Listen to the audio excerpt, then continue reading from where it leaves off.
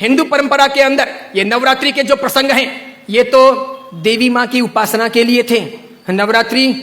पवित्रतम रात्रियां कही जाती है, पवित्रतम दिन कहे जाते हैं। ये आसो जो चैत्र महीने में आती है, ये साधना के लिए, मंत्र साधनाओं के लिए, ब्रह्मचर्य के लिए, सत्व को प्राप्त करने के लिए, इष्ट की सिद्धि के लिए, अंतरतम की शक्तियों को जगाने के लिए, कुछ अच्छा हासिल करने के लिए होती हैं। समझदार हिंदू और समझदार जैन श्रावक श्राविका और समझदार हिंदू और समझदार जैन साधु संत इन दिनों में साधना में बैठते हैं,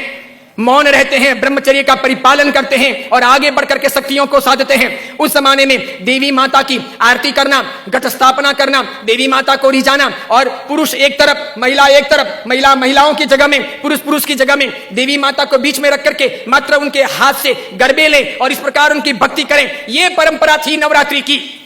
उसके बाद में मात्र गुजराती स्टाइल में डांडिया आए थे, तो बहनें बहनों में खेलती, बीच में देवी मां की स्थापना की जाती, पुरुष में खेलते और इस प्रकार नौरते रखते, नवरात्रि पालते, खान पान का ध्यान रखते। उन दिनों में कोई शराब नहीं पीता, गुटखे नहीं खाता, चाय तक नहीं पीता, व्यसन नहीं करता, अलग अलग शयन करते, पति पत्नी अलग अलग रहते, ब्रह्मचर्य की साधना करते, संपर्क नहीं करते, शुद्धता प्राप्त करते और इतने सारे भोग विलास की जिंदगी के बीच में, इतने सारे विषय वासनाओं के बीच में कोशिश करते कि कुछ दिन पवित्रता के साथ में बिताएं, ताकि देवी माताओं के सानिध्य प्राप्त करके हम शक्ति संपन्न बन सके, उनके आशीर्वाद अपनी जिंदगी में फल सकें।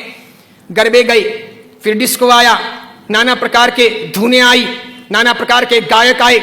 कई कंपनियां, कई संस्थाएं इसमें कूदी, कई सारे लोगों ने धन कमाना शुरू किया, छोटे बड़े ये डांडियों के अलग अलग कार्यक्रम होने लगे, सब लोग ललचाने लगे। देवी मां एक तरफ रह गई, देवी की साधना एक तरफ रह गई, नवरात्रि की पवित्रता एक तरफ रह गई, घट स्थापना एक तरफ रह गई, गरबे लेने का भाव एक तरफ रह गया, आरती और देवी मां को रिझाना, मातृ शक्तियों को प्रेरित करना, ये सब एक तरफ रह गया। आज डांडिये खेलने वालों में से किसको पता है कि साधना क्या है,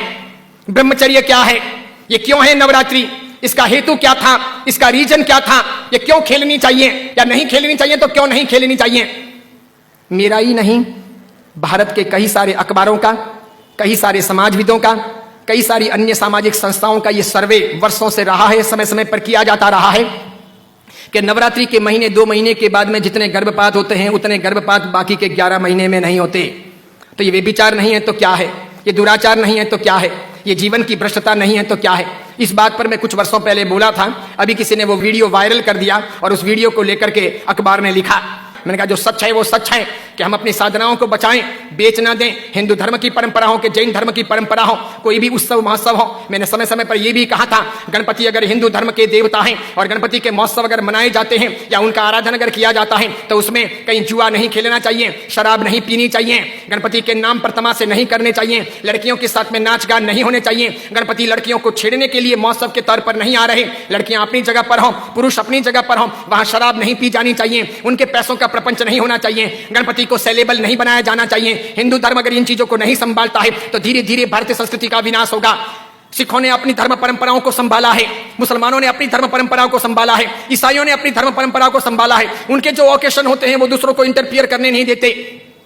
वो उसमें घालमेल नहीं करते। हिंदू और जैनों को इस बारे में सावधानी रखनी आवश्यक है। कल ऐसा ना हो जाए कि पर्युषण महापर्व के दिन आए या आखा तीज का दिन आए या कार्तिक पूर्णिमा का दिन आए और कोई उसे किसी प्रतिष्ठान के नाम पर प्रोजेक्ट कर ले कि चलो अब महोत्सव को इस प्रकार मनाएंगे, उस प्रकार मनाएंगे, तो 25 साल 50 साल के बाद में ऐसा हो सकता है कि हमारी होली की आराधना या हमारे पर्युषण महापर्व की आराधना का रूप रंग बदल जाए।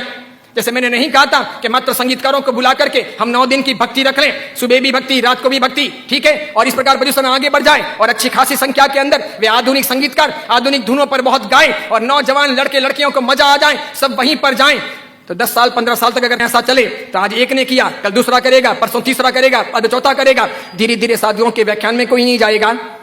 पर्युषण महापर्व के प्रवचन एक तरफ रह जाएंगे, कल्पसूत्र जी हवा खाते रह जाएंगे और पर्युषण का रूप बदल जाएगा। ये नहीं हो सकता, ये नहीं किया जाना चाहिए।